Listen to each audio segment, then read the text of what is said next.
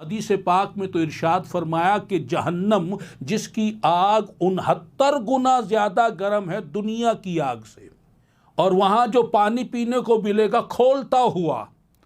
और ऐसे भी बदनसीब हैं कि जिन्हें दोज़खियों की पीप पिलाई जाएगी, कांटेदार खाने दिए जाएंगे, खाने को जो हलक में फंस जाएंगे, और ऊँट जैसे बड़े बड़े वहाँ बिच्छू होंगे, बड़े बड़े सांप होंगे अजाब के लिए। और आग की गर्मी अलग होगी, आग की गर्मी अलग होगी।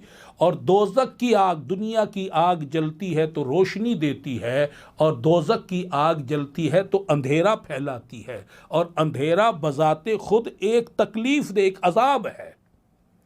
तो अब ज़रा गौर करें कि वो दोज़ख की आग जो दुनिया की आग से 69 गुना 70 गुना ज़्यादा गर्म है, और आज दुनिया की आग एक तो हमारे चूल्हे में जलती है, एक दुनिया की आग जो फैक्ट्रियों के अंदर भट्टी में जलती है, एक दुनिया की आग वो है कि जो लोहे तक को पिघला देती है।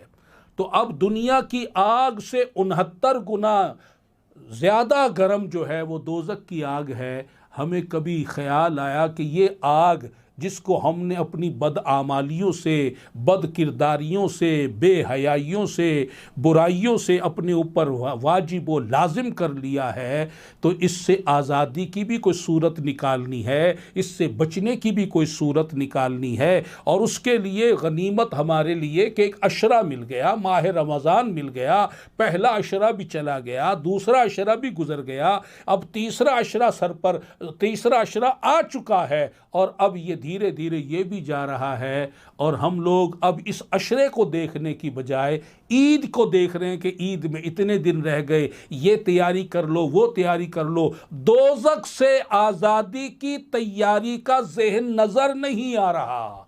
अल अमानो वल हफीज़, अल अमानो वल हफीज़।